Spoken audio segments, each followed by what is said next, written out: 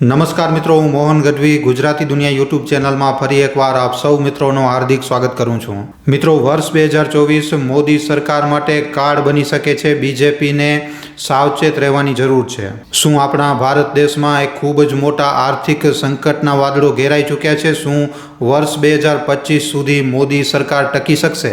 શું લોકસભાની ચૂંટણી હવે 2029થી પહેલા જ થઈ જશે? શું ફરી એકવાર ભારતમાં એમરજન્સી જેવી હાલત થઈ શકે છે?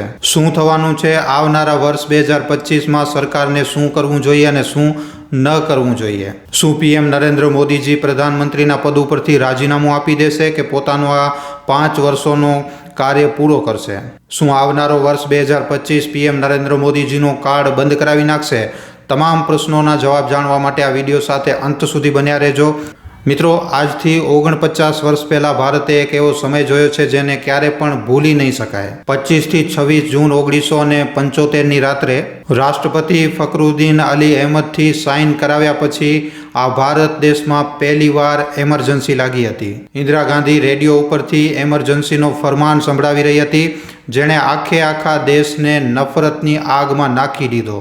ઇન્દિરા ગાંધીને જેમ કે કોઈ પણ નિયમ બનાવી અને દેશને ચલાવવાનો અધિકાર મળી ગયો હોય. એમના તમામ વિરોધીઓને ઉપાડીને જેલમાં નાખી દેવામાં આવ્યું. દેશની આર્થિક, સામાજિક અને રાજનીતિક વ્યવસ્થા પૂરી રીતે ડગી ગઈ.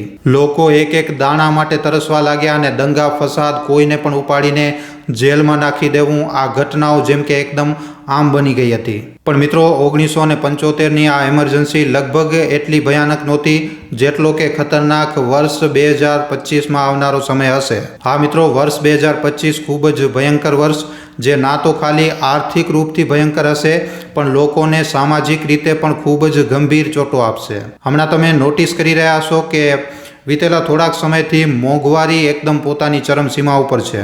શાકભાજી, પેટ્રોલ, ડીઝલ, ગેસ, હરેક વસ્તુ મોંઘી થઈ રહી છે. હરેક વસ્તુ ઉપર ડબલ ત્રબલ ટેક્સ જઈ રહ્યો છે, પણ કમાઈ ના બરાબર છે અને ઉલટામાં કમાણી જે છે એ ઘટી રહી છે. અને આ બધી વસ્તુઓને રોકવામાં ન આવ્યો તો આવનારો સમય ખૂબ જ ભયંકર થવાનો છે. ના તો ખાલી ભારતની જનતા માટે પણ મોદી 3.0 માટે પણ આ સમય ખૂબ જ ખરાબ થઈ શકે છે.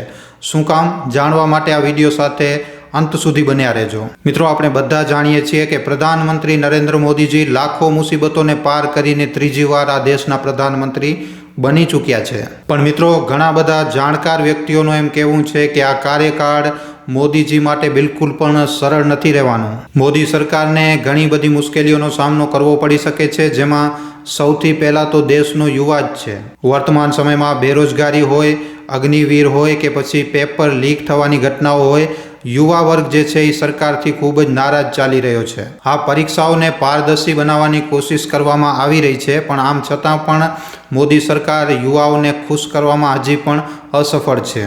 યુવા વર્ગ જે છે એ મોટા પાયે હમણાં મોદી સરકારથી નારાજ ચાલી રહ્યો છે અને જાણકારોની માનીએ તો આ નારાજગી આવનારા સમયમાં હજી પણ વધી શકે છે. અને ખાલી યુવા વર્ગમાં જ નહીં પણ વેપારિક વર્ગમાં પણ સરકારના વિરોધમાં નારાજગી જોવા મળી શકે છે. હાલમાં આવેલો બજેટ તો તમે જોયું જ હશે, જ્યાં યુવાઓને થોડીક રાહત આપવામાં આવી છે. સ્કિલ પ્રોગ્રામ અને સ્કીમમાં યુવાઓને રાહત આપવામાં આવી છે, પણ જે ભારતનો વેપારી વર્ગ છે એના માટે કંઈ ખાસ એટલું વિચારવામાં નથી આવ્યું આ બજેટમાં. અને જે સૌથી મોટો ઝટકો લાગ્યો છે એ શેર માર્કેટને લાગ્યો છે, જ્યાં લોંગ ટર્મ પ્રોફિટ ઉપર પહેલાં 10% ટેક્સ લેવામાં આવતો હતો, હવે 12.5 કરી દેવામાં આવ્યું છે.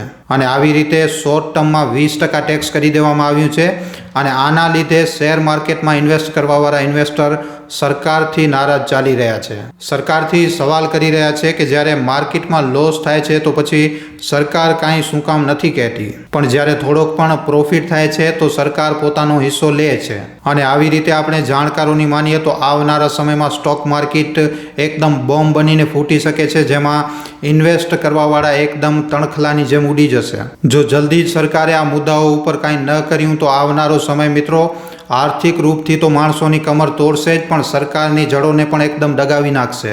જાણકારોની માનીએ તો સરકાર જો આમ જ યુવાઓને, વેપારીઓને અને માર્કેટને છોડીને ઇન્ફ્રાસ્ટ્રક્ચર ઉપર આવી રીતે ખર્ચો કરતી રહી તો વર્ષ 2025માં બની શકે છે કે મોદી 3.0 સરકાર ધારાશાયી થઈ જાય. હા મિત્રો, હાલમાં જે સોશિયલ મીડિયા ઉપર દાવા કરવામાં આવી રહ્યા છે કે મોદી 3.0 સરકાર 5 વર્ષો સુધી નહીં ટકી શકે, આ હકીકત બની શકે છે. પણ આના પાછળનું કારણ સરકારની ખાલી અનદેખી જ નહીં પણ અંદરની કમીઓ પણ હશે. આપણે બધા જાણીએ છીએ કે ત્રીજી વાર નરેન્દ્ર મોદીજી એનડીએના બીજા નેતાઓની મદદથી પ્રધાનમંત્રી બન્યા છે અને આનું રિઝલ્ટ આપણને બજેટમાં જોવા પણ મળ્યો છે, જ્યાં બિહાર અને આંધ્રપ્રદેશ માટે મોટી મોટી સોગાતો આપવામાં આવી છે, જ્યારે ભારતના અન્ય રાજ્યો માટે કંઈ ખાસ આપવામાં નથી આવ્યું.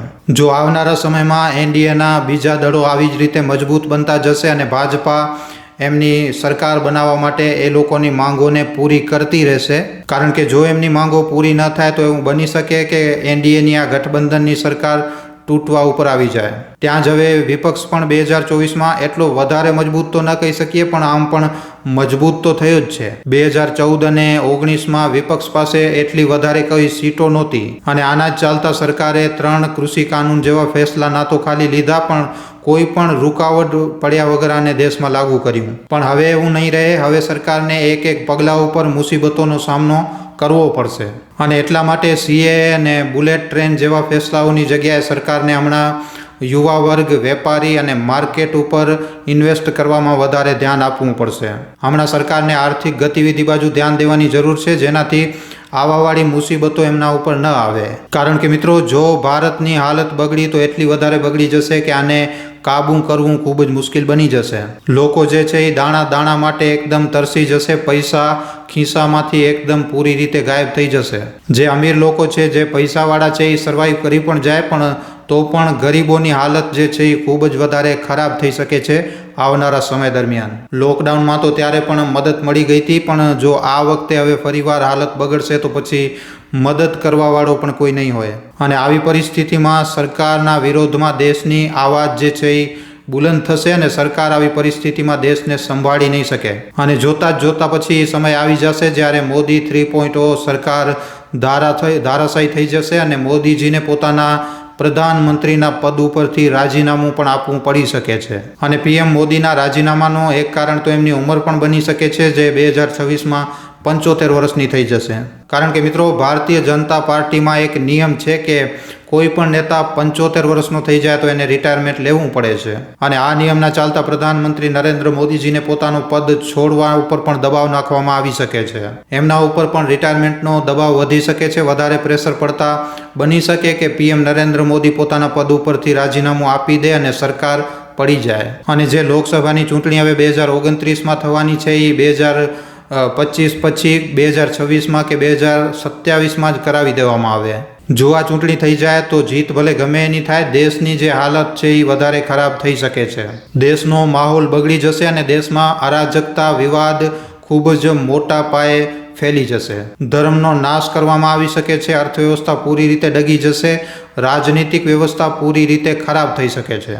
રોજગાર પૂરી રીતે ખતમ થઈ શકે છે. કંપનીઓ લોકોની એકદમ ચટણી બનાવી નાખશે. જેમની પાસે રોજગાર છે એમનો પણ રોજગાર ચાલ્યો જશે અને જેમની પાસે નથી એમને મળવાનું ખૂબ જ મુશ્કેલ બની જશે. અને એટલા માટે મિત્રો, વર્તમાનમાં સરકારને ઇન્ફ્રાસ્ટ્રક્ચર, બુલેટ ટ્રેન અને સીએને પાસ કરાવવાની જગ્યાએ આર્થિક હાલત ઉપર વધારે ધ્યાન દેવું જોઈએ. ખાલી બે જ તો વસ્તુઓ કરવાની છે. સૌથી પહેલો તો એ કામ કરવાનું છે જેનાથી યુવાઓને રોજગાર મળે. બીજા રાજ્યોની ફાઇનાન્શિયલ કન્ડિશનને સારી બનાવવામાં આવે, વધારેમાં વધારે લોકોને રોજગાર મળે, બેરોજગારોને રોજગાર મળે અને એમને મદદ મળે. આ સૌથી મોટો મુદ્દો છે અને સરકારને આના ઉપર કામ કરવું જોઈએ. અને એના પછી દેશની ફાઇનાન્શિયલ કન્ડિશનને પણ સંભાળવાની જરૂર છે. કારણ કે જો આવી જ રીતે લોકો ઉપર ટેક્સ લગાવવામાં આવતો રહ્યો તો પછી એ દિવસ દૂર નથી જ્યારે લોકો પણ એકદમ નારાજ થઈ શકે છે. તો મિત્રો, આશા રાખીએ છીએ કે આજનો આ જાણકારીસભર વિડીયો તમને પસંદ આવ્યો હશે. તમને વિડીયો કેવો લાગ્યો છે નીચે કમેન્ટ સેક્શનમાં લખીને જરૂર જણાવજો. જો વિડીયો પસંદ આવ્યો છે તો આને ખાલી તમારા સુધી સીમિત ન રાખતા તમારા મિત્રો સાથે, પરિજનો સાથે વોટ્સઅપ ઉપર, ફેસબુક ઉપર, યુટ્યુબ ઉપર જેટલો બની શકે વધારેમાં વધારે આ વિડીયોને શેર જરૂર કરજો. તો આજના વિડીયોમાં આટલું જ. હવે આપણે મળીશું ફરીવાર એક નવા વિડીયો સાથે. ધન્યવાદ.